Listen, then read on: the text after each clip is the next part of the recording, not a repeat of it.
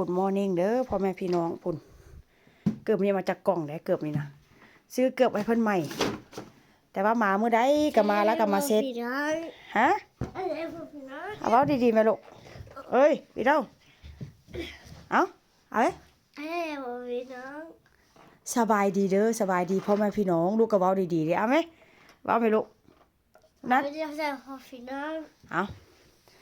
ซื้อเกือบไว้เพิ่นใหม่พี่น้องเอ้ยมาฮอดบ้านนี่ก็มาแล้วก็มาเซตแล้วก็ซื้อกล่องไว้กล่องนี่ก็ประจำเลยกล่องเพิ่นนี่ก็ได้เอาใส่ไอ้นะเกือบใหม่นี่ห่วงแหนขนาดไหนมาแล้วก็มาเซตใส่กล่องใส่แกงไว้นี่เห็นบ่เพราะมันก็สิใส่เองได้โอ้ยงามแท้วะงามแท้เนาะเห็นบ่ ใส่เองเป็นแล้วเกือบก็ได้เตรียมพร้อมที่ไปโรงเรียนช่วงนี้กำลังเฮอเกือบใหม่มาฮอดบ้านนี่ทอดแล้วก็เพิ่นก็เซตแล้วก็ใส่กล่องไว้พี่น้องเอ้ย ya sa intento no puede Mejía en calcetín está bien sí más cortito un poco no calcetín no pero bien ¿entiendes? no más no feo ทงตีนมันหน้าแต่ว่ามันก็ดีลูกทงตีนนะเอาไปมันหน้ามันจะได้อุ่นโอ้เจ้าสู้ขนาดโลกขนาดคุณตื่นเช้ามากินอาหารเช้าแล้วก็เล่นของเล่นแล้วก็เตรียมตัวไปโรงเรียน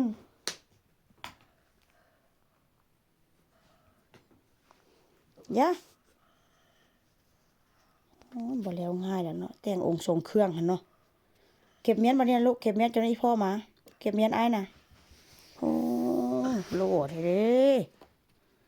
ใหญ่เป็นบ่าวแล้วเกือบก็ใส่เองแล้วสิเอาเมียนเอามาวางไว้บนเก้าพี่เอาเมียนพี่เอาเมียนบนไอ้นี่รถนี่น่ะมาจอดไว้แง่น่ะเว้ยจอดรถไว้แม่นไปจอดไว้ใส่ไปจอดไว้ลูกชายตื่นเช้าพี่น้อง7 โมงนี่ตื่นแล้วไปจอดไว้นะไอ้จอดไว้เครื่องเล่นพวกนี้ก็ได้เก็บเล่นแล้วก็ต้องหูเก็บได้muy bien a ver otra vez a ver แม่นเครื่องเล่นหลายโพดพุ่นตุ๊กตาก็ได้เฮาบ่เล่นเอาไว้อีกคันนึง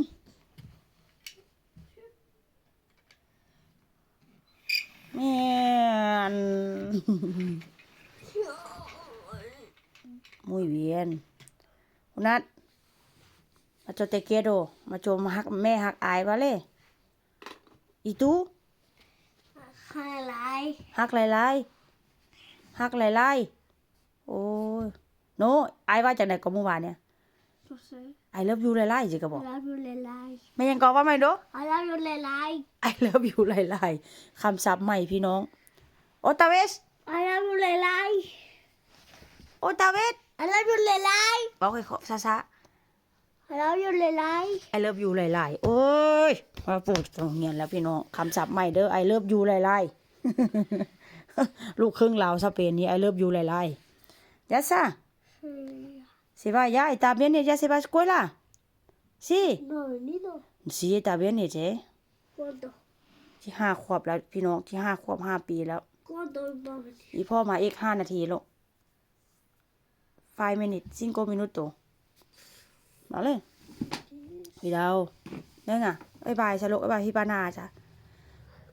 บอกได้ยินเสียงบอกเขาจะไปแล้วหันลูกบ๊ายบายจ้ะบ๊ายบายไปโรงเรียนก่อนเด้อบ๊ายบายคุณ